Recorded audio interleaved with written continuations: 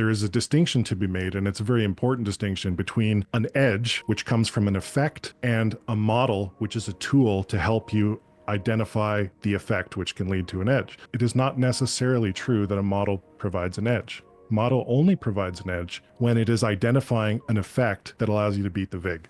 Come on, let's go! You think I'm gonna come on here and put one of the Aussies in the elite tier? I'd vote for Rob with 25,000. I wouldn't vote for you. I can basically just cheat and get the same bets that they're getting. And it's weird because you can also pay your bills at the same place where you bet. I mean, you're a short guy. What? This guy talks a lot of trash. He's talked a lot of trash about me, Rob, a lot of people in the community, but he's refusing to show his face. Touting yourself as a pretty good NFL gambler, I thought you were an idiot. Say testing, I'm a cuck, 1, 2, 3, 4.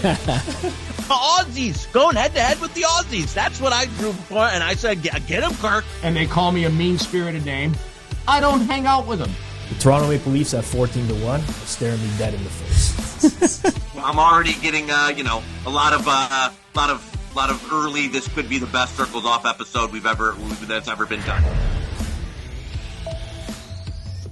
Welcome to Circles Off, episode number 185, right here, part of the Hammer Betting Network and presented by Pinnacle Sportsbook. I'm Rob Pizzola, flying solo in studio today. I shouldn't say that. My producer, Jacob Grumenia, is over here with me as well. We're 1 week removed from one of my favorite interviews that we've ever done with Matt Metcalf, former sportsbook director at Circa Sports. If you haven't watched that yet, I would highly recommend you do so. The feedback has been great. The average watch time on that interview is insane, metrics-wise. There is a ton that anyone can get out of that. If you haven't checked it out yet, check it out. We have a great guest on for today's episode as well. Someone who I've known for a long time, interacted with for a long time. I think you'll get a lot of viable stuff about modeling sports in this interview, whether you're a beginner or an intermediate, maybe even advanced. Probably learning something here today. Before we get to that, next week, we have an interesting episode. Johnny will be back in studio with me next week. There's some announcements we're going to make. So you're going to want to set notifications here on next week's episode. Circles Off is changing going forwards. In the new year, in 2025, there are going to be some differences. We're going to highlight them all in next week's episode. I know there'll be a lot of speculation. Probably don't know what's going on. But either way, wanted to put it out there. Make sure you watch next week's episode as well. Now, before we get into it today, I do want to remind you, if you are in Canada, make sure you check out Pinnacle Sportsbook. Find out what pro bettors have known for the past 25 years. Pinnacle is where the best bettors play. I've been betting at Pinnacle for a very long time. Great limits. If you're a sharp sports bettor, you're looking for higher limits, you can get them. Even if you're a top-down sports bettor, you get better limits on props than a lot of other spots, and you can still find edges at Pinnacle. It's one of the things that kind of flies under the radar. People are like, Pinnacle, sharp book. How can I possibly beat them? Well, there's edges to be had every single day on props and things of that nature as well. Plus, they have great customer service, easy to get money in and out. It's a no-brainer. Check out Pinnacle, pinnacle.com/hammer if you want to do so. You must be 19 plus, not available in the U.S. And as always, can't preach this enough, please play responsibly. Here we go. Today, we're joined by a very special guest. He's a sports bettor and he's the author of Statistical Sports Models in Excel. He has spent years honing his craft using statistical models to gain an edge in sports betting. His book provides a deep dive into how bettors can build and use models in Excel to improve their strategies. But beyond Excel, he has expanded his expertise to tools like R, Python, and Stan. And we're excited to discuss his journey, his betting techniques, and even the psychological elements of long-term sports betting. You can follow him on Twitter at GingeFaceKilla. We'll link that down in the description below. Andrew Mack, welcome to Circles Off. Thanks, Rob. It's a pleasure to be here. Yeah, great having you. We finally got this going. I know it's been in the pipeline for a while, so appreciate your patience on that. I've heard your background before. I've listened to other podcasts involving you. We've had some private conversations as well, but this is a broader audience here. So if you can, in a few minutes, just share a bit about your background and how you first got involved in sports betting. Sure. It's kind of a long, windy road, to be perfectly honest with you, but I'll try to give the Cole's Notes version, if anyone still uses Cole's Notes these days. Dating myself a little bit, but I got into sports betting sometime around 2011 or 2012, I think. And at the time, I was an electrician. The short version of my story is that I was a commercial journeyman electrician. Eventually went to law school, and then graduated law school, decided that being a lawyer probably wasn't going to be for me, doubled down on sports betting right as COVID started, and then managed to sort of expand my repertoire into stock market trading, options trading as well. And now that sports is back running smoothly, I bet sports and trade stocks and options full time. Getting back to the origin, it was sometime in 2011 or 2012. I can't remember the exact date, but I do remember the exact bet because I bet on the Philadelphia Flyers to win on the money line. And the reason that I did that was because they had Jagger on the power play. Like, how dumb is that, right? But you know, that was the first bet, and I'll always remember it. One, because it lost, and two, because that's got to be the silliest reason to place a bet in the entire world. But that was back when, you know, I was as green as you could be, and I thought that the game had to do with who knows the most about sports. And I watched a lot of hockey, played a lot of hockey growing up, and I thought, you know, hey, I know hockey. Jagger's on the power play, right? Like, these guys they're gonna win, and that was the start. Obviously, considerable improvement since then, but that's the short version of the beginning. Yeah, it's funny. I think back to some of the bets I made in the early days as well with, I mean, hate to call your reasoning dumb, but frankly it was. And I did the same thing many times. It's funny now as sports bettors, when you like evolve over time, to be able to actually look back on that stuff and just kind of have like a laugh and be like, I can't even believe that was me at some point. But such is life. We all place bad bets. Nowadays, you're modeling. What role does modeling play in your personal betting? Are you entirely modeling everything you're doing? Like, would you ever place a bet nowadays without actually modeling the outcome?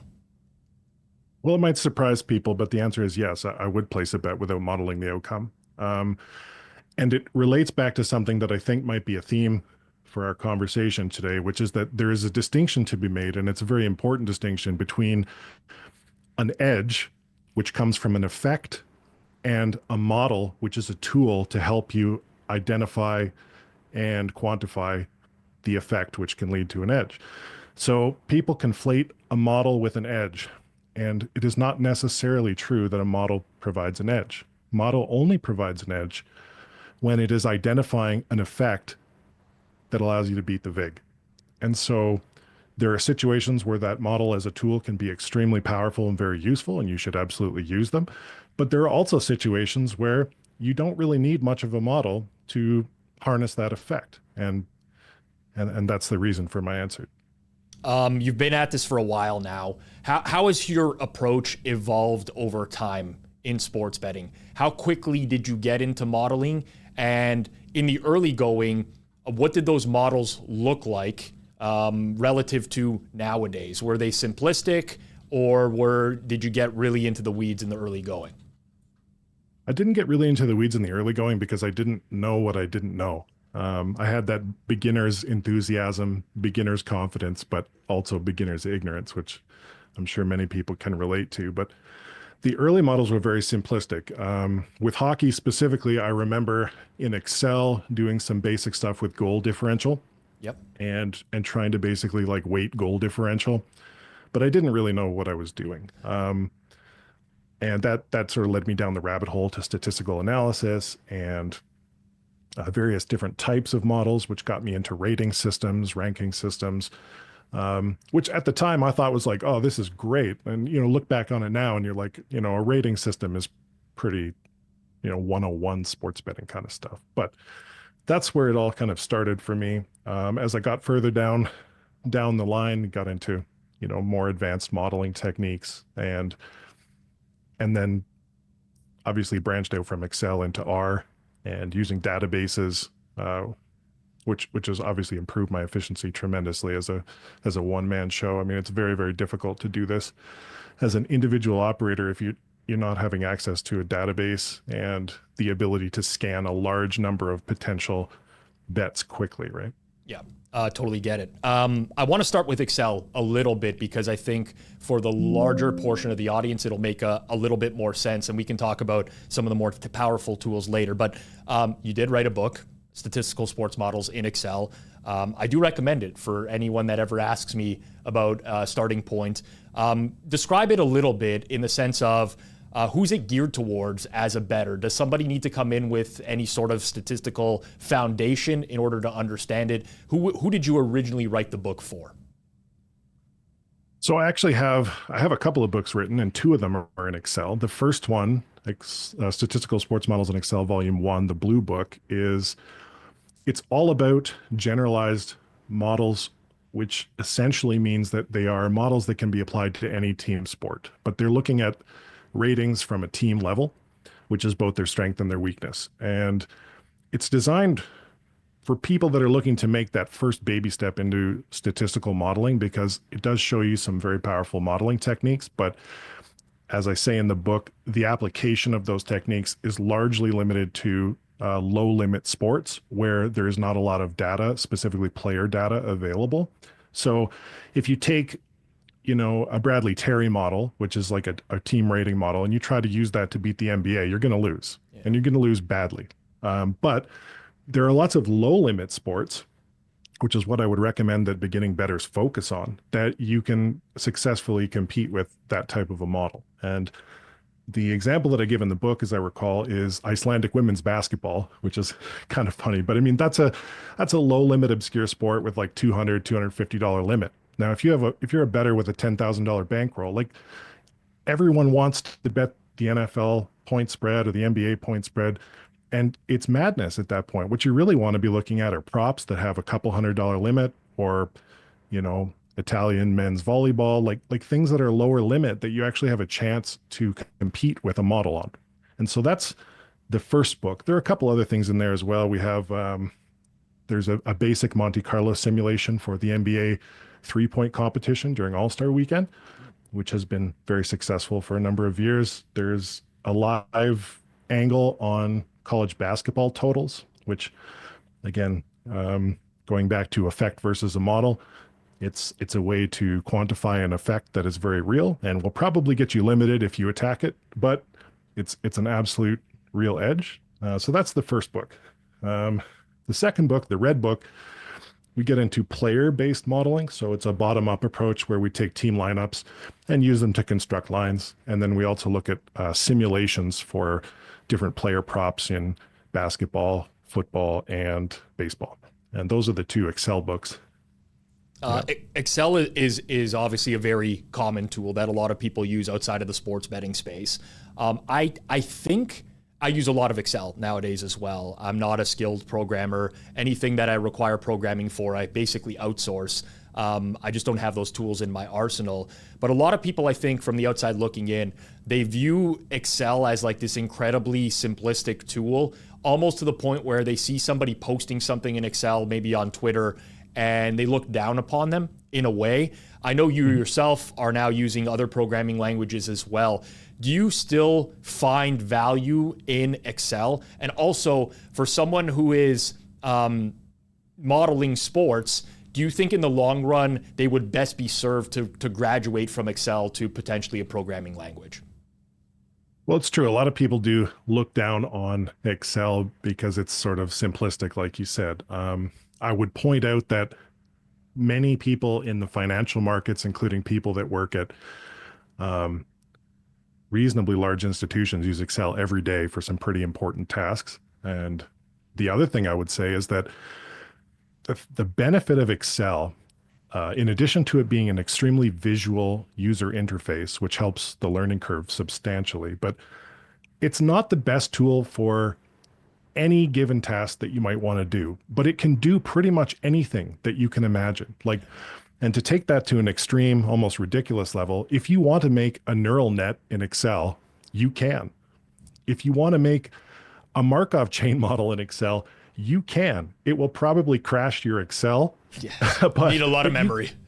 But you could absolutely do it. And so it's that versatility that I think makes Excel a good starting point. And once you get used to the idea of using formulas and and how how the cells are updating. I do think that that's a very good baseline to get into, a more efficient programming language. But it's a great place to start. You can still build models in Excel that make money in sports. They are going to be very specific types of models. Like I said, they'll be harnessing specific effects. But it's absolutely true that you can still use it to great effect. With your current expertise in other programming languages now, have you considered potentially writing up any follow-up books or guides for those tools? Sports betting in R, sports betting in Python, things of that nature? Well, I don't do a lot of sports betting stuff with Python, but I do have a book out on R called Bayesian Sports Models in R, which has been available since July is when I released it, I think. But that basically goes through using R and Stan, with RStan, the interface for Stan within R, and basically is Stan. I thought it was a C++. Am I wrong about that?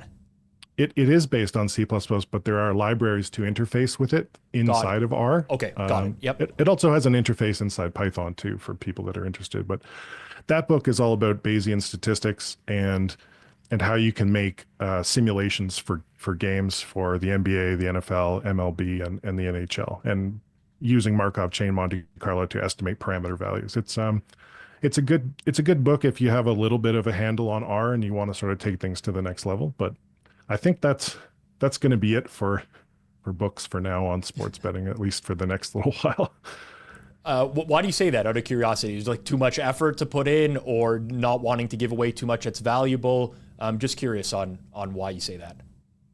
Mostly the burnout factor. Like when you're trying to run a business full time and then you're also trying to write a book, any book, it takes hours and hours, and it's easy to get burnt out really quickly. And I released that book in July, and then most recently I released Retail Options Trading with Ewan Sinclair, and that just came out in October. And I told most people, like, I'm not going to do any podcasts until the new year. Like, I need some time to just breathe and get back to betting and trading. So, I took this one, but other than that, I think I'm good for the rest of this year. Got it. What are the main limitations in Excel compared to like R or Stan? So maybe I can rephrase that in the sense of, let's say someone was to take up sports betting in Excel and that's their starting point. When would they graduate onto something bigger? Like when does Excel no longer become a viable option? Well, there are a couple of ways you could look at that. The first, I would say, is the level of modeling sophistication that's available to you. So like R or Python will have some incredible packages for machine learning and, advanced statistical analysis, principal component analysis to try and identify these effects that I've talked about. The other thing is that as a sports bettor, as I'm sure you know, and many of your listeners know, you're trying to turn this into like a production line. Like, you're not just trying to price two bets, right? Like, you're never going to get anywhere doing that. You want to be able to look at the whole playing field and find a large number of bets that have some potential. And so when you're trying to increase your efficiency, now you want to have a database. Now you want to be able to scan hundreds of bets instead of just looking at one or two. So Excel, you might, if you want to price out, just for example, you're looking at NBA props and you're trying to price out player points over under, you can punch that out in Excel for sure. And you can probably do 20 or 30 bets. It'll take you a few hours, right? If you're trying to do that for every different prop market, and maybe you're also looking at NHL, like, goals and shots and things, and you're also looking at NFL player props, now you've got a problem because you're running out of hours in the day. And this is when R and Python are going to be very useful to you, because now you can take whatever your methodology is and you can use it to scan the entire playing field to find those weak points, which is really what the game is about. Andrew, one of the blessings and maybe curses as well of Circles Off is that we have an extremely broad audience. It started with mostly sharp bettors, many of which who have built their own models over time. And there's now a collective audience of people who are just getting into sports betting. I can see that based off the comments that are asked every week. I can see that based off of demographic numbers within YouTube as well, and what other channels people are consuming that also consume Circles Off. I'm going to ask a very simplistic question here, and it's maybe there's a lot that goes into it, but there's, I would say, a majority of this audience right now that's listening or watching that has never built a sports betting model before. They probably handicap games themselves using some sort of methodology that they've laid out for themselves. But when building a betting model, what is the first step you'd recommend to someone that is just starting out and wants to get involved in that? Well, no one will take my word for it, so they'll probably learn this the hard way regardless. But what I would say to save you a considerable amount of time is what I said earlier. To reiterate, you need to focus on effects, because a model is just a tool to try and harness an effect. So what most people do, and I know this because I did the same thing, is you start out and you say, okay, I want to know who's going to win this game, because you're a beginner and you still haven't quite got your bearings yet. So you take a whole bunch of data. You go to Basketball Reference, you go to Hockey Reference, you take all of these publicly available team stats, you throw them into a model, you run a regression, you do a simulation, and boom, you have a model. And the model doesn't make you any money. In fact, you lose money. And the whole reason that it sucks is because you started building a model without any effect in mind. So the assumption that you had baked into that process was that some part of that model was going to provide an effect that you could capture. So maybe, the technique, the model technique itself is more advanced than the aggregate market, or maybe there was data in that model that the aggregate market doesn't include. Neither of those things are true when you're using Excel and you're using Basketball Reference to get your data, right? So there is no effect. And so you're basically just going through the footsteps of people that are already betting in the market. And while you may get some overnight line stuff just because you're able to get down earlier because you have a lower threshold for what you need to get down, otherwise you basically have nothing. So you really want to focus on an effect. And an effect is like scoring in the second period of a hockey game tends to increase because the goaltender switch ends. Yep. And the teams are closer to the opposing goaltender. That's an effect. It has a direct relationship to the scoring environment. And then you can go about building a model to try to quantify that effect. How much does the scoring change? And is the market pricing it in? That's the appropriate approach to get the most out of modeling, is starting with an observable effect and then working your way from there, instead of starting with the model and hoping that you get lucky somewhere along the way. That's the hardest way to do it. Everyone likes to do that. The latest and greatest machine learning model comes out and people just jam that in, hope it works. But really, if you start with the effect, you're going to be much better off at the end because you're starting with something that at least has a chance to provide you with an edge. Yep, really well said. You talked about building out a model. You referenced machine learning model and just jamming it in and hoping that something works. Can you talk about the importance of testing and validating your models before you actually use them to place bets? Sure. This is kind of a gray area a little bit. I'm not the biggest fan of back testing as it's normally conceived of, although it's useful to do. You should know how to do it. But the assumption that because something's worked in the past, it will work in the future is a dangerous one. And you can end up going around in circles a little bit with that. It is important to test a model. I think the best way to test a model is a walk forward optimization. So basically you fit the model and then you start iteratively testing it on new data as it's presented. So I think that fitting the model and then testing it on current in-season data as the games come out is actually a really effective way to discard bad models before they hurt you. And one of my favorite techniques for that actually comes from Plus EV Analytics. He did an article on Pinnacle many years ago called Towards a Theory of Everything, Part 2, where he talks about a Bayesian updated technique for using the Kelly criterion, where you start with a prior of Kelly says 10%, is what you should bet. And then as the bet results come in, it adjusts the Kelly criterion. And when it gets to 0, you can effectively discard that model and say, okay, so this probably isn't something I should risk my bankroll on. And I do think that that's a very effective way to sort of stress test a model. The other thing that's very useful is Monte Carlo techniques, but with respect to the effect that you're trying to harness rather than the model itself. My preference is for doing something more like that. But ultimately, you do want to at least test that the effect you're trying to harness is there, and it appears to have enough of a difference that you can beat the VIG. And not hopefully more than that, obviously. Makes a lot of sense. I do a lot of back testing myself. I do find value in it. I do echo your sentiment of just because it's happened in the past doesn't necessarily mean it's going to happen in the future. I think a lot of people do back testing in the quote unquote wrong way, where they make these incremental, what they deem as improvements to the model, but it's just basically throwing shit at the wall, right? It's like, I have this baseball model and here are my error metrics. Here's the ROI against closing lines. And so, but then they just tweak something that doesn't actually make any sense in terms of how it's applied to the sport that actually improves those metrics, but is probably just sheer randomness. I think that's like one of the biggest mistakes I see people make when they're backtesting stuff. I agree with you. I mean, that's a sort of a data mining error, right? Where you just tweak the parameters until it looks good, but have you harnessed or identified or quantified the effect that you're trying to go for in any conceivably better way? Not really. And so like that's the whole idea.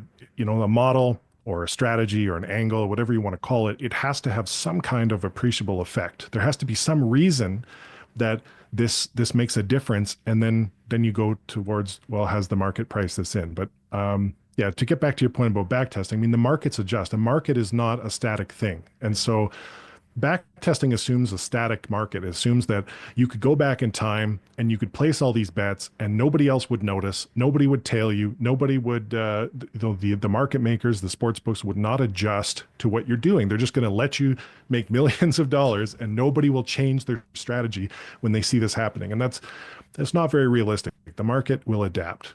And so I think that's important to remember in the context of back testing, is that as soon as you start hitting the order book, things are going to slowly start to change. And that's where we see edge erosion over time too, right? I was going to say that. I've experienced this firsthand, especially with other originators who have potentially come to me in the past and said, hey, Rob, like I've built this out.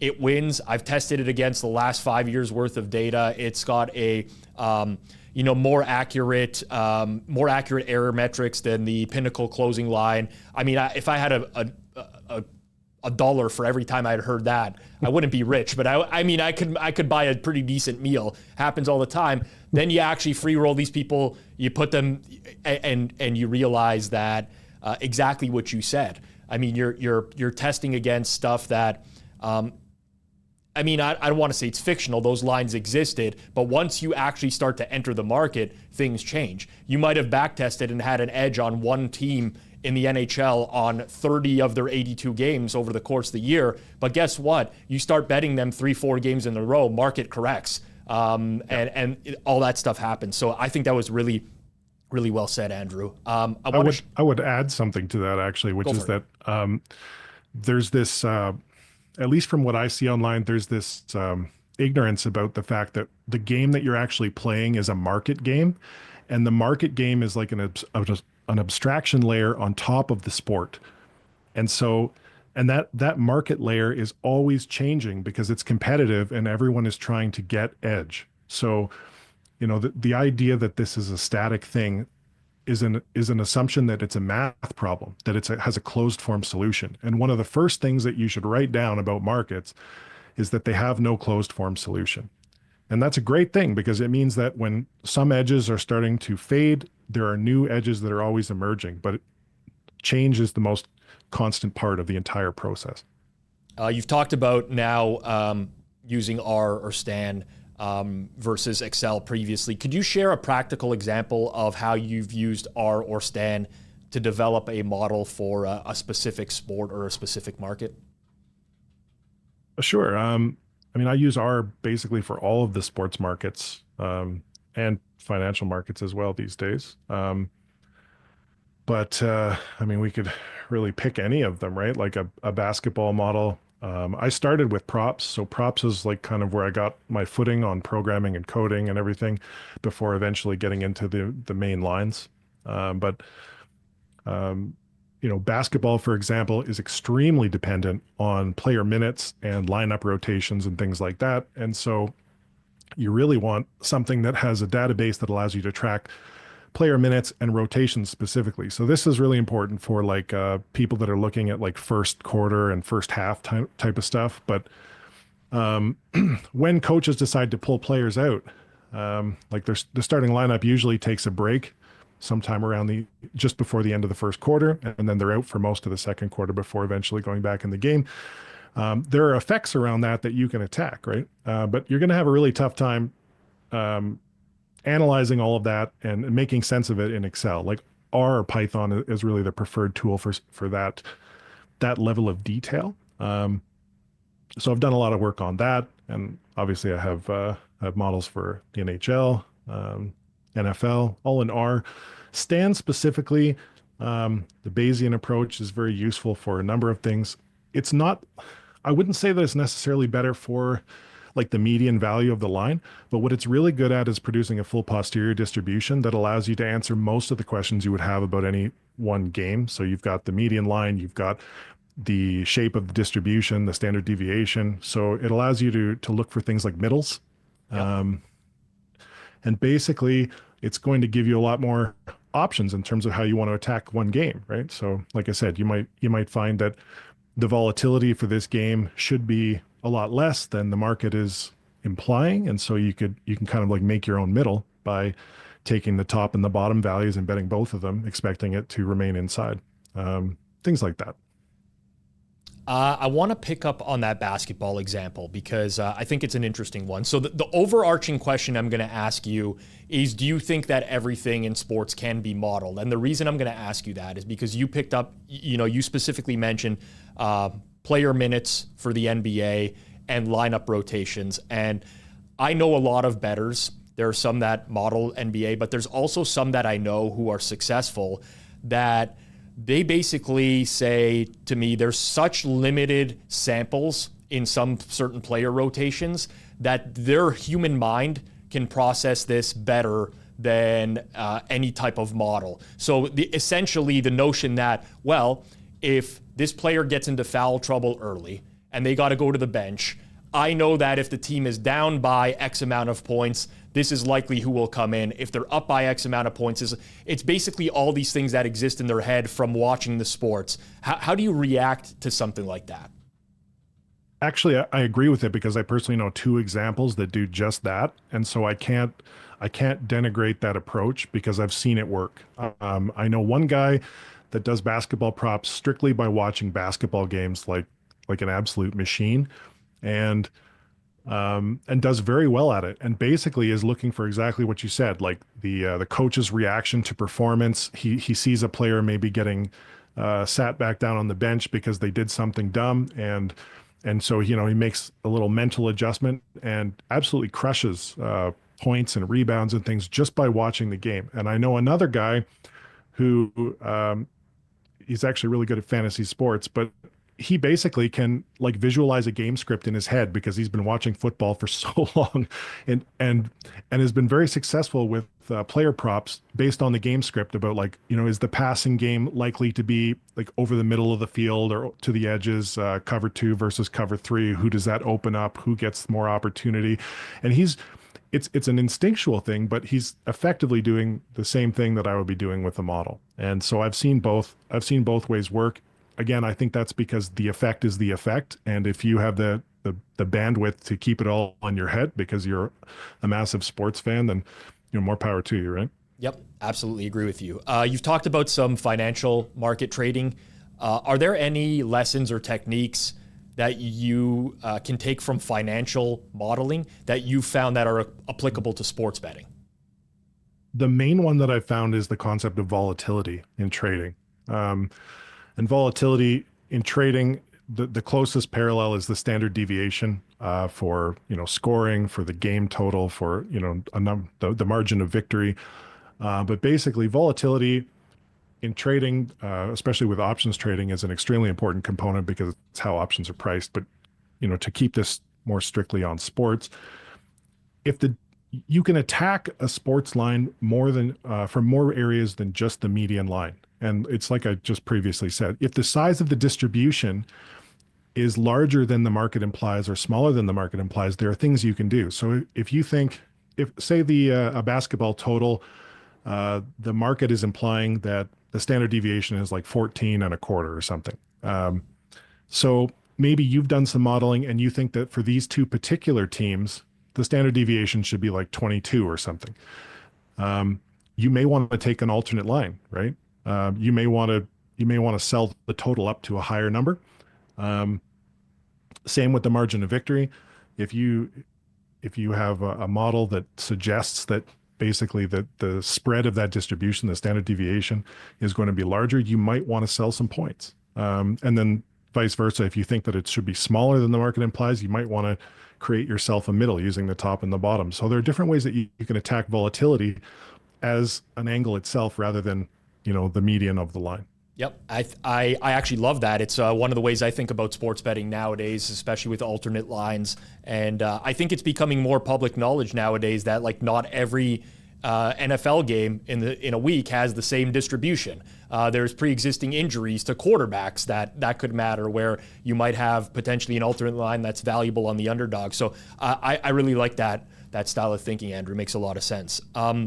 Question I get a lot, which I'm going to pose to you. People are often reaching out to me for beginner modeling questions. How often should bettors update their models in order for them to stay relevant? Well, that's going to depend an awful lot on what the model is trying to do. Like if you have a win total model, you're not going to update that after every game. It's going to be more sensitive to, the starting rosters and rule changes and things like that. So, you can let that one sit for a while, whereas a player prop model is going to be extremely sensitive to recent changes in the players' playing opportunities via minutes, and also who they're playing with, which can change the global offense potential for that team in basketball, as an example. So it really depends. It also, from like a team perspective, will change by sport. If you look at an ELO model for teams, like we did in Statistical Sports Models in Excel Volume 2, you can see that the K value, the updating sensitivity of those models changes based on the sport. So, a sport like basketball has a pretty high rating, so you should be more sensitive to recent changes. A sport like soccer or hockey is less sensitive because individual outcomes mean slightly less in those sports. So it's all very contextual and hard to encapsulate in a single sentence. How often are you reviewing the actual logic itself, though, when within a specific model? Okay, so the logic itself, hopefully that's something that you've got relatively ironed out before the season begins, because if you have to, if your F1 race car blows up in the middle of the track, it's going to be a nightmare trying to fix it and also stay competitive for the rest of the season. That is not a fun thing when that happens. So hopefully the logic, is fairly rock solid before you start. I would say that, there are injuries you have to account for. Rule changes typically don't happen in the middle of the season, so you don't usually have to worry about that. But it is good to review these things, usually at least once a week, to make sure that the metrics that you're monitoring are within kind of a range of acceptability. Because obviously, if it looks like it's going off the rails, then you probably should pull it and take a look. I will add to that also that not all models work well during all parts of the season. It's a mistake to think that the entire season is uniform in terms of how a model will perform. There are opportunities at the start of the season when there's less data available that do not exist after the trade deadline, for example. And so you should really test a model like in the distinct parts of the season to make sure that this thing is worth running the entire time. Some models you might have that only work in October, November. Some might be much better after the trade deadline, and then some might work even better in the playoffs, but absolutely, bomb and during the regular season. And so that's an important segmentation for tracking bets and model performance as well. I'm really glad you brought that up because honestly, I don't think I've ever had a guest that's spoken 185 episodes in that has spoken about something that rings so true to me from a modeling perspective. because for years I had a very successful NHL model that sucked out of the gate and sucked post-trade deadline. And I just assumed that it was random variance for the first 2 or 3 years. It's like, well, I'm betting all these big underdogs post-trade deadline here in the NHL. These numbers are off. Market is wrong. Just the casual, stupid things I used to say to myself. And then after a while, I really started to dig into it. And there's a lot of components at those specific times in the season that are very different. Beginning of the year for NHL, you're working with only previous year's data. And there's players that switch teams and they play within a new system that they're maybe not accustomed to. And all these things matter. So that really resonated with me, Andrew, because I've experienced that firsthand. Well, I've talked to people that have lost everything they made in a season after the trade deadline. There are people that still don't understand that, like, it's not a uniform season, and it's a really important point. Some things just don't work when there's enough data out there available, and then there's other effects after the trade deadline too, right? Like there is a low-key tanking in various sports where some teams, they start, they've traded away some pieces to try to make some moves for the future. There are others that are in win now mode, but that has an effect on in hockey, like who the starting goalie is going to be and what the lineups are going to look like. It has a huge effect on basketball because basically, like, teams that are not competitive by the trade deadline, like, they basically just implode, right? And so it makes a really, really big difference. If you're trying to do this the modeling way, you have to segment by, and I would recommend months. You just look at, segment by months and try to see where the leaks are coming from in terms of the profitability. Yeah, I like to do game ranges. So like game 1 to 10, 11 to 20, so on and so forth. But there's many ways that you can do it. I also think, like, there's, and I hate to bring it so hockey specific, but we're two Canadian guys and this is my bread and butter at this point. But like motivation, lots of people just dismiss that in sports as well, where they're like, they're professional athletes. They're giving it 100%. And I think in hockey specifically, there are some late season scenarios that really impact the game where, let's say, teams that are out of the playoff mix, you might get players that are a little bit less reluctant to maybe block a shot on a penalty kill or maybe make that extra back check.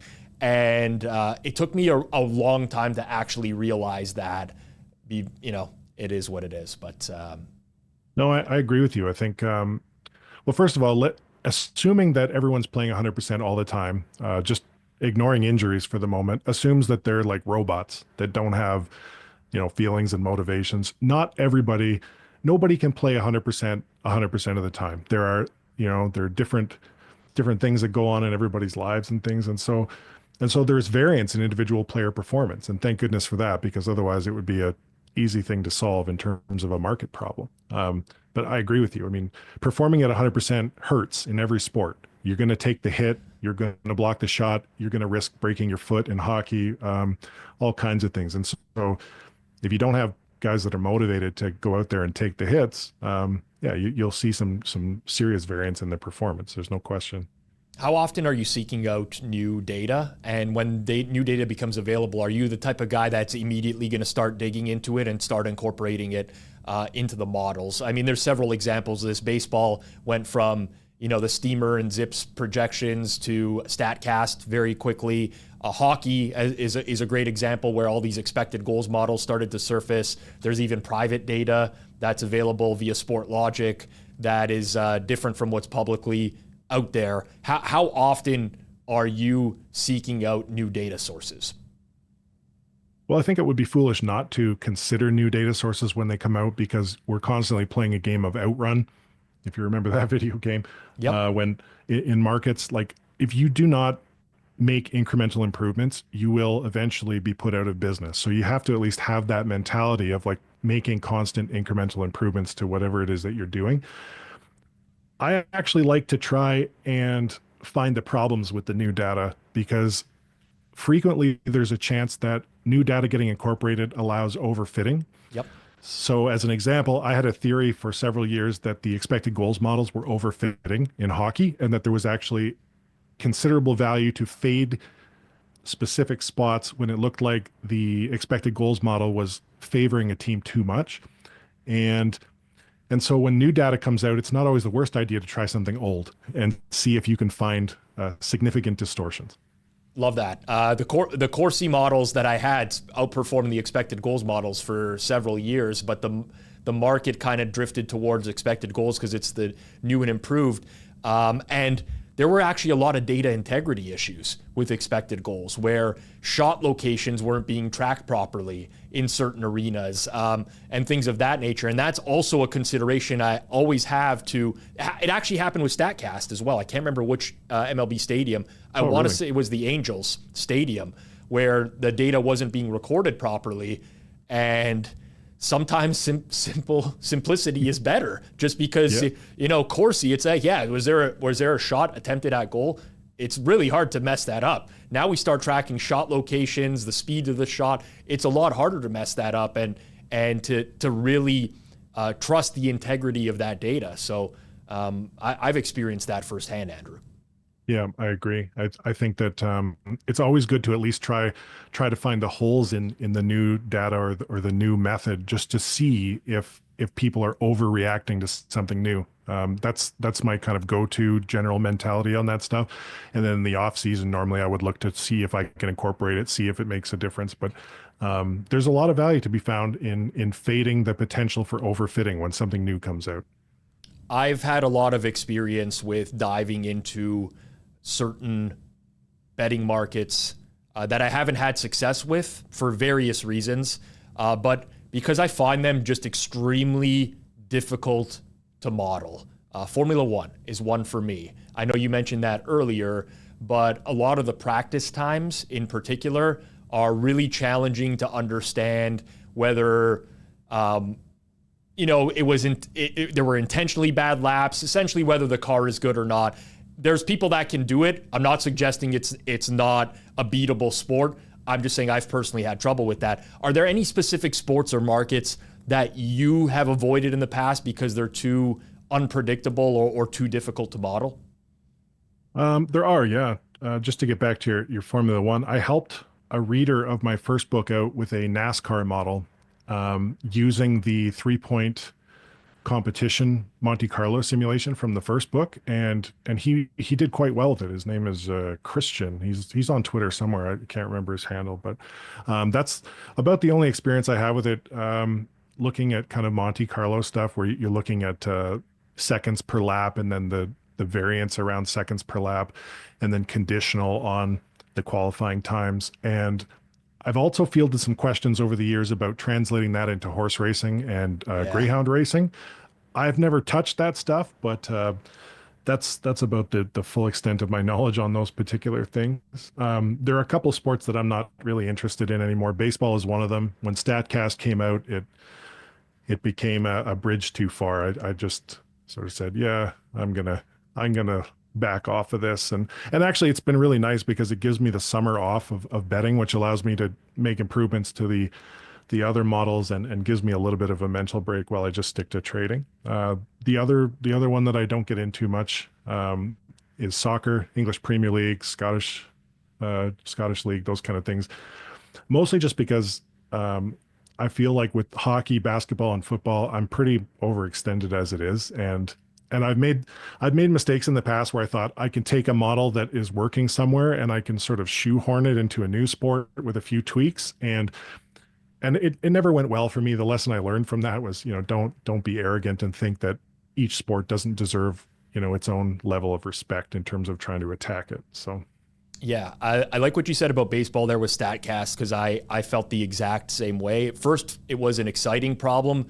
And then after a while, burnout almost set in with trying to figure all of that stuff out. And when I reached out to you for this interview, Andrew, I hope you're okay with me sharing this, but you basically said that you watched or listened to the solo version I did of Circles Off recently, and that personal story resonated with you a lot. I want to talk a little bit about the psychological aspects of betting because long-term betting requires a lot of effort, persistence. There are highs and lows. How do you stay motivated with sports betting right now? Well, it's true. I thought that was a very brave episode for you to do, because not a lot of people would be that forthright in front of a camera about like the reality of sports betting. And the truth is that you will get burnt out. Like this particular vocation lends itself to burnout. Number one, because there is always something else you could be doing. The work is never really finished. And also because it's an inherently solitary activity, relatively speaking. Those two things you combine together, and then you don't get enough sleep, and it's very, very easy to burn yourself out. Staying motivated is, I guess, a slightly different issue. I would say that for me, like, I was a journeyman electrician for many years. I've worked some pretty awful manual labor jobs in my life. So for me, I stay motivated mostly by having a sense of gratitude about the opportunity that this is, and remembering that the worst day that I have betting is better than many of the best days I had on a job site, on a ladder, 30 feet in the air, twisting wires together. And so, I've been outside in a rock climbing harness, dangling off the side of a building in minus 35, right? It's, even if you're having a tough time with a model, you're inside, you're at your computer chair, you've got a cup of coffee. I mean, things are pretty good.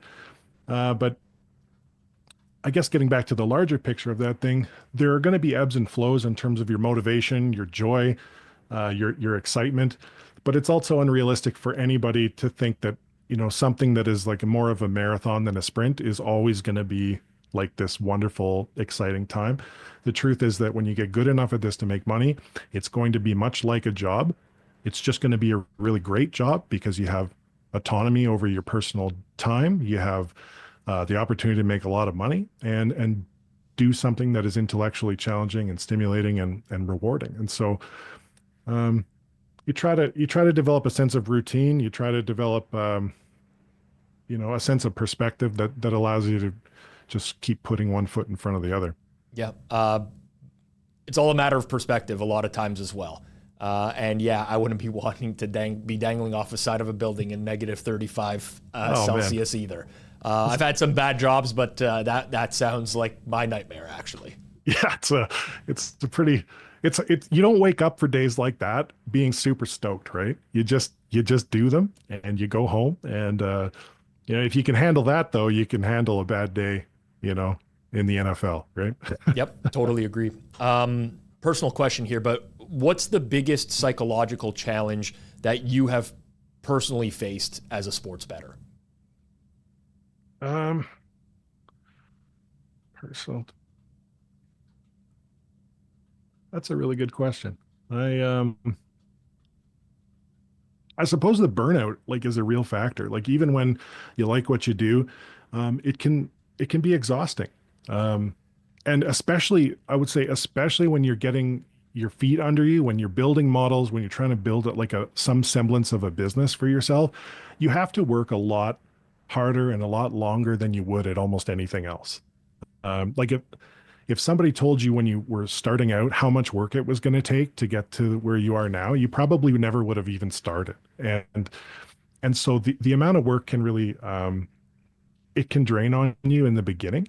And certainly I dealt with burnout where, I'm just trying to do too many things at once all the time. And then you collapse for a day or two and sleep 10 hours a day. But I would say that was a pretty big psychological challenge. I had to learn to sort of structure my days with a routine so that I had artificial constraints where I would get away from the screens, get away from the computer, and sort of connect back with the real world and let your mind kind of wander a little bit. I found that was really, really helpful. But when you're starting out and you're still trying to build some kind of a baseline for yourself, you don't always have that luxury. And so I think the burnout factor is very real.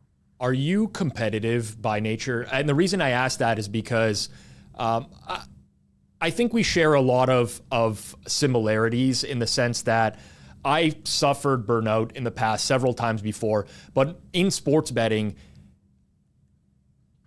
I became obsessed with being the best at my craft, right? It's like I want to be the best NHL bettor. And if I'm not around at my computer in the afternoon from these hours, I might lose a piece of goaltending news or some random injury, or coach says something about this, and that's going to eliminate one play that I could have had. And it became this obsession in maximizing EV.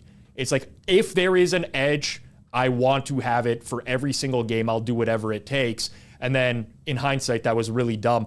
It was really dumb of me to put that much time in. It wasn't worth the amount of effort, but it was because I was so competitive in nature. And I'm curious if you're like that as well, or if you don't really think about those things.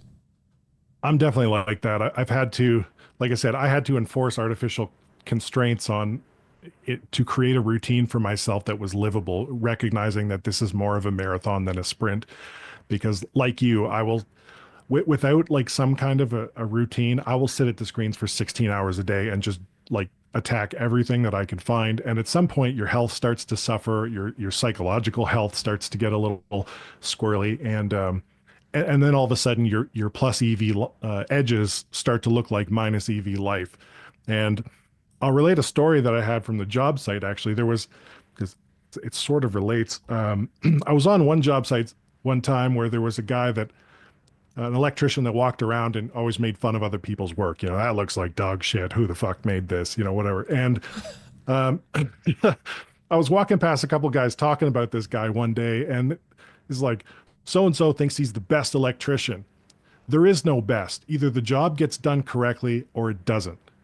And, you know, there's a lot of truth to that, right? Like, you're either getting what you want out of this or you're not. But the idea that there is like an objective best, like we have a leaderboard out there on a website, and it's like, you know, you're moving up the ranks. It's like, you're getting what you want out of this or you're not. You're making the amount of money that you want to make or you're not. You're living the kind of life that you want to live or you're not. And if you're achieving your goals, congratulations, you're winning. And if you're not achieving your goals, then you got to do some work to create that. But sometimes that means working harder on the models, and sometimes that means spending more time with your wife or your kids or your family, etc. Right? And so there's sort of like a broader scope of what your goals are. Yep, that's really well said. Really well said. Do you have a favorite sport to model or build models for, and why would that be the case? You know, for the longest time, I probably would have told you basketball.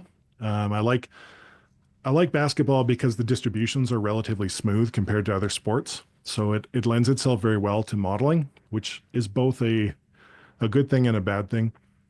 I would say that more recently, I would also tell you that I really like modeling football, just because the clustering of scoring around key numbers lends itself to a lot of really interesting effects that are very actionable.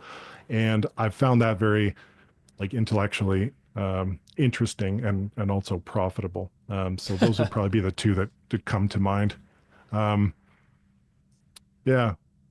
I mean, I like hockey too, but they all have their own, they're all equally annoying for different reasons. And that is actually a really good thing, because every time there's some pain in the ass to get something figured out, that's a barrier to entry. And every one of those that you can jump over puts you in a better position. So ultimately, the little annoyances for each of these sports that make them unique are wonderful things for someone that's trying to model. Yep, agree with that.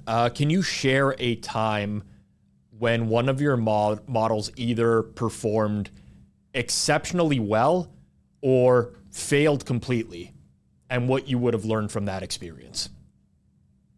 Well, maybe I'll share one where it failed completely, because those are always more entertaining. Right? I was hoping for that. So right when COVID hit, I was, you know, pretty much decided like I'm gonna take a run at doing this for a living. And basketball went squirrely, right? Because Rudy Gobert breathed on a microphone, and all of a sudden everything went completely nuts, right? But now you have lineups that are just going completely berserk. You don't know who's playing. People are getting pulled into the COVID protocol like 10 minutes before the game starts. And so I thought, well, this is actually where I tried to shoehorn a different model onto a sport. So this is where I thought, well, I'll take one of my hockey models and I'll rework it so that it can work for the English Premier League, because the Premier League was still going. And I thought, well, this will be fine, right? This will be fine. And I was totally arrogant about it. I didn't give it the respect it deserved at all. And I absolutely got my ass handed to me over the course of about a month. And at the end of a month, I was like, yeah, no thanks. Take EPL back. I'm good. But I guess what I learned from that is just not thinking that success in one particular modeling type or sport is going to automatically give you success anywhere else, that you need to approach each one as a new project. And while you can take some of the things you've learned, if you just lazily try to, shoehorn something or don't think that there's going to be, an incredible amount of work, you're going to have a bad time. And I certainly did. Now I stick to the stuff that I'm having success with, which is going much better. Yeah, I do the same. Although, listen, the failures, they are regrettable in the sense that, you've wasted time, you've lost money, but I actually do. I mean, this is absolute cornball, cheesy stuff, but like the whole notion of what doesn't kill you makes you stronger type of thing. There are valuable lessons in failing. I firmly believe that. In fact, I don't think I would have gotten to where I did in sports betting without the failure story at the beginning. I liked hearing that. I do. Because, I think there's value in training yourself to take losses, like not on purpose. You don't go out of your way to lose on purpose. But the truth is, the first couple of times that you lose a significant amount of money to you, whatever it is at the time, you're going to have an emotional, like visceral reaction to it. And you can train yourself not to have that kind of a reaction. Like you can train yourself to be more zen, more detached over time. That is valuable because it allows you to stick to a system or an angle or a model that's working, even when you're experiencing variance. Because what most people do when they experience that is they start immediately changing things in a panic mode, or they hop to a different sport. They do all of these things that are very emotional that ultimately will just keep you going around in circles. So I agree. There is value in learning to train yourself from having those kind of reactions, as much as they're not fun when you're going through them and you're quite sure that you'd rather not. Yeah. Listen, I mean, just to expand on that, I do live watch-alongs for NFL primetime games on the Forward Progress channel that people watch. And I often get people who message me on the side and they're like, did you actually have a lot of money on that game? Or are you saying that you did? Because they don't get the reaction from me that they might get from other content creators who are like taking the TV off the wall and smashing it on a Hail Mary or something like that. And I really just credit to literally losing on sports for a decade. And now I win, and I know that I win, and I'm almost numb to the pain. It's really weird to say. Like, you still don't want to lose, and you'll go through prolonged losing streaks where you're like, this kind of sucks. But you don't get the reaction out of me where I'm just absolutely losing my mind. I watched a live Cowboys-Bengals game, Monday Night Football, where I had the Cowboys +6, and there was a punt that was blocked. Basically, all the things that needed to happen in that game were preposterous for me to lose the spread.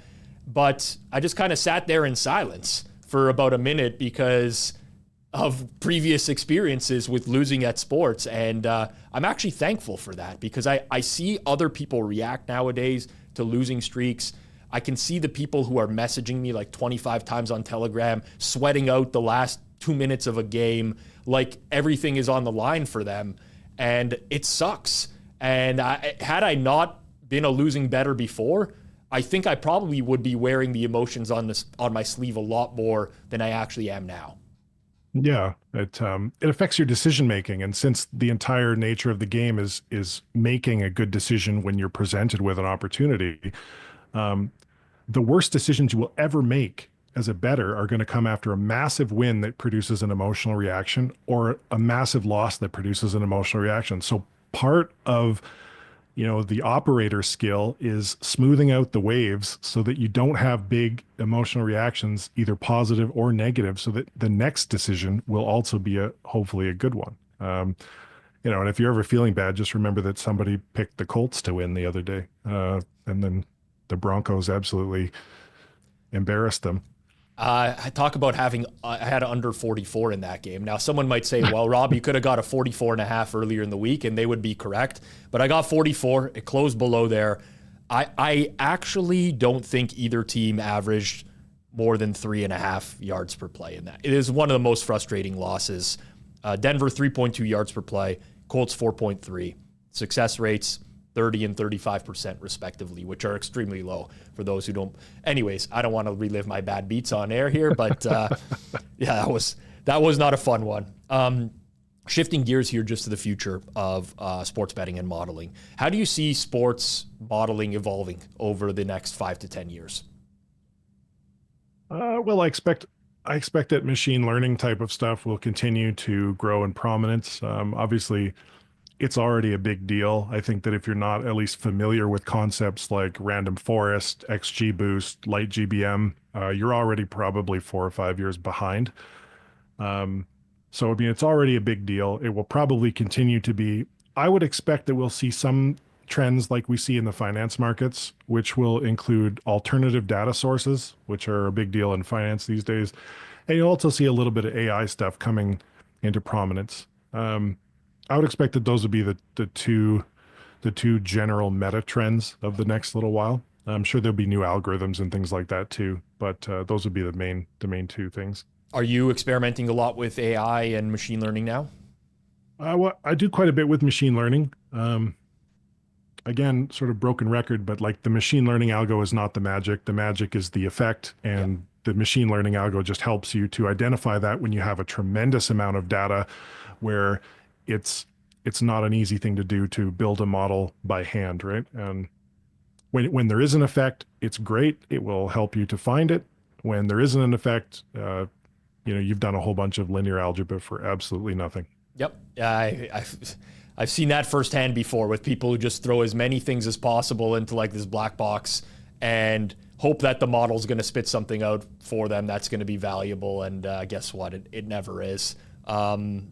Yeah, interesting. For someone who's not strong in math or in computer programming, do you think it's still possible to leverage statistical models? I mean, yes and no. I think that you could. Maybe a better question is, if you would like to take this seriously and make money, and you've also decided that modeling is going to be part of your toolbox, what exactly is the rationale for not learning what you need to learn to be good at it? Because I would say that as with most things in life, one of the keys is to figure out what the price is for success, however you define that, and then be willing to pay the price. When I didn't know how to program, 5 or 6 years ago, right? I was doing mostly Excel. I learned how to program in R. I learned Python. I learned a database infrastructure and all that web scraping. I mean, and I did that not because I had this burning passion to like learn how to program. It was because you could see the writing on the wall that this is the way the industry is going. Marco Bloom from Pinnacle, I think in like 2014 or something, talked about using R and machine learning algorithms. So you knew that this is the trend, right? If you want to remain competitive, you either are going to do what it takes or you're not. I would suggest that if you want to take this seriously, it's worth taking the time to do it. Can you benefit from these things without knowing a lot about them? You can, but it makes it hard for you to determine what is a good thing to be incorporating into your process versus what is a garbage thing. You'll have no way to discern value from noise. You're just looking at other people's models. You're looking at moneypuck.com. You're looking at whatever, and you're deciding this is good or this is not good, but you have no basis to make that decision. And that means that it's going to be a bit of a crapshoot, right? Yeah. Completely agree. You mentioned moneypuck.com and I laughed. I actually like the site in terms of the layout and things of that and just like visuals for other people out there. But they do have these pregame win percentages up there that some people use as gospel. And I'm like, I wouldn't be avoiding these public models as much as possible. In all likelihood, go ahead. I went to law school with a guy that bet hockey off MoneyPuck, like while he was in class, right? He's still a lawyer, just saying. Yep. With R and Python and learning a programming language, a lot of people find this overwhelming. So you're a great example of someone who just kind of taught themselves this because they saw that you needed this skill to acquire this skill in order to be successful at what he wanted to be successful at. How did you teach yourself? Did you take any online classes? Did you read books? If you could go back to how you started to learn a programming language, how did you do it?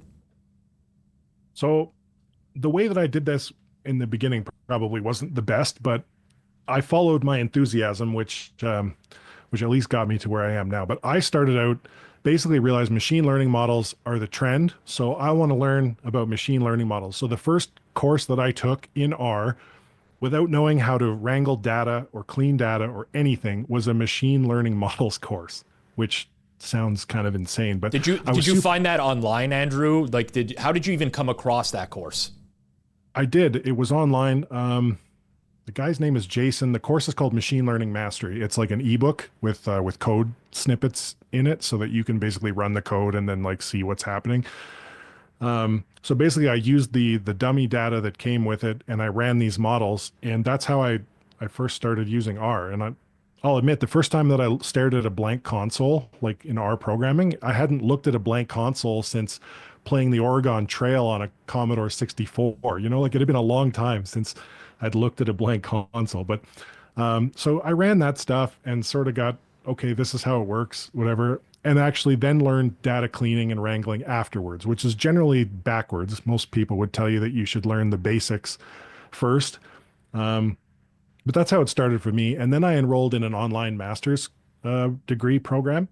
So I did an online master's in data science with James Cook University in Australia. But ultimately, it was pretty expensive, and I don't think that it was necessary, because that particular program is about training data scientists to get employed. So they teach you a little bit of R, a little bit of Python, a little bit of database, a little bit of Stata, a little bit of what's the other one? The other main. Anyway, they teach you just enough about all of these different data science interfaces that you could be gainfully employed with someone else. And really what I wanted to know was, how can I use R to make money at sports, right? And so you end up kind of self-teaching most of the rest of the way. And there are some pretty good sites for that. There's Coursera. There is, what's the other one called? God forbid you recommend a class to anyone out there, Andrew, by the way. It doesn't get received, You can find all this information for free online, but apparently getting a tightly packaged class is a real problem in this industry nowadays. Well, yeah, people are funny about that stuff. From what I can tell, just seeing the chatter online, the average sports bettor could probably use all the help they can get. So I'm confused about the level of heat that you guys took for that. I don't really understand it myself, but yeah, there are a lot of different places that you can self-teach these days. And you should. Like, this is a skill that is very applicable for a lot of things. And getting back to your course, congratulations, by the way. I would find it hard to believe that a course that features you and Jack and Rufus and Gina, and I forget the other people involved, but I find it hard to believe that a course involving those people would have no value for anyone. Like, I don't believe that. So I don't understand where all the heat is coming from. But I got a lot of the same stuff. Every time I release a book, people have really nice things to say in my comments too. So It is what it is. I talked about this a bit on Circle Backs on Tuesday, so I won't dive into it too much. I understand the heat and I get it. It is a very basic entry level course, which I think benefits like 98% of the betting population on it. People who don't understand how a betting market works. This was me in my 20s. It's a course basically designed for me in my 20s. And sure, some of the personalities in there are not sharp. They're not intended. They don't portray themselves as sharp. They're just there to connect with the audience. So anyways, I digress. I'll move on. I don't want to make this all about me, but get the sharp section of gambling Twitter. God forbid you put something out there that's behind a paywall. You will just suffer the consequences. I mean, in fairness to what you just said, right? If you're looking at the stats that are being released, like the average bettor in the U.S. is losing money at a rate that is unheard of, right? In terms of the level of minus EV thinking and decision making out there. If there's a course out there for $100 that basically explains to them all the things that they're doing that are guaranteed to lose the money, I don't see how that's a bad thing personally. Yeah. I mean, the course technically is on sale for $8 a month, which could be canceled after the first month. This is what I got grief over, by the way, with other courses. Anyways, I digress. We will move on. I promise. I don't want to make this all about me. Appreciate everything here today, Andrew. It was great talking to you.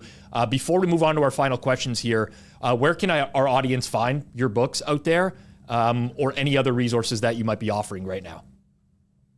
Well, all of my books are available on Amazon worldwide. You can find them in the link in my bio on Twitter, or X, I guess as it's called now. No one calls it X. You don't have to give in. You do not have to give in. All right. It's always going to be Twitter for us. Well, we'll keep it with Twitter then. Yeah, but that's where you can find them. They're there if you're interested.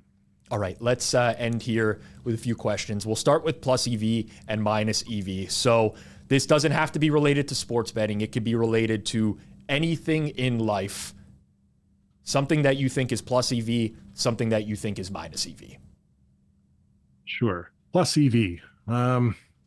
You should outsource things that are not part of your day-to-day business operations to increase your efficiency. So a lot of people, they imagine if they're making a lot of money that they would then hire a data scientist or something to like increase their ability to make money at sports, right? And it's the exact wrong thing to do.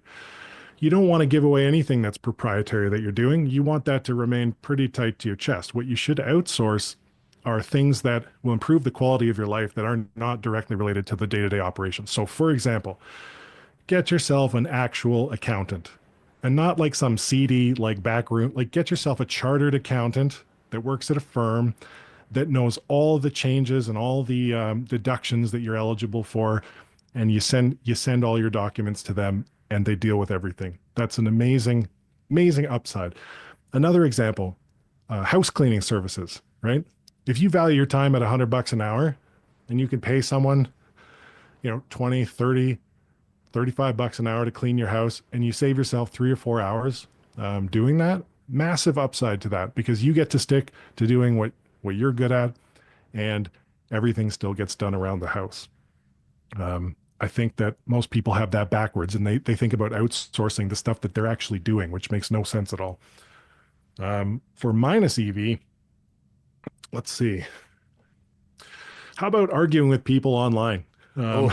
This has been used on the show before. It's not proprietary to you, but it can be reiterated. I think it's a good one. So the way that I look at this is that there are two groups of people that are saying really, really inflammatory or dumb stuff online. One group of those people saying them on purpose to drive engagement. And if you play into that, you're just helping them achieve whatever their end is. I assume that's making money on Twitter now. But again, there's no dollars added to your bank account, and you've wasted precious time that you could probably spend doing something else.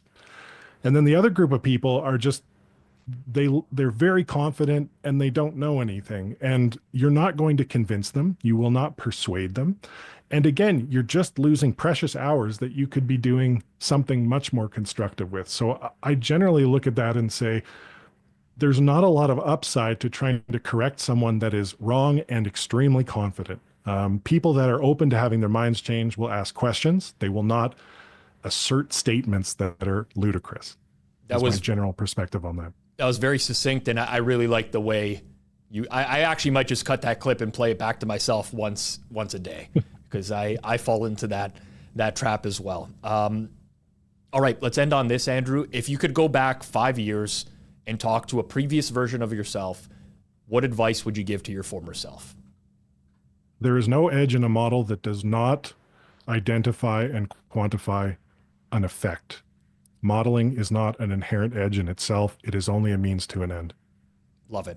Andrew Mack, everyone. Follow him on Twitter at GingeFaceKilla. Again, link in the description below for Andrew's Twitter. Check out his books as well. I do recommend them. I'm not gonna lie, I didn't know that you actually had a book in R, so that's gonna be the next thing that I recommend for people who've been requesting that and DMing me on the side as well. But I have read the Excel stuff, and highly recommend it to anyone else that's out there. If you enjoyed today's episode, smash that like button down below. Make sure you're subbed here on Circles Off. It goes a long way for YouTube recommending us to other people as well. I see a lot of people in the comments every week that they just found us. Thank you very much for finding us. Make sure you hit that subscription button down below. We're back next week for a brand new episode. Johnny will be here in studio with me. Peace out. Thanks for watching Circles Off.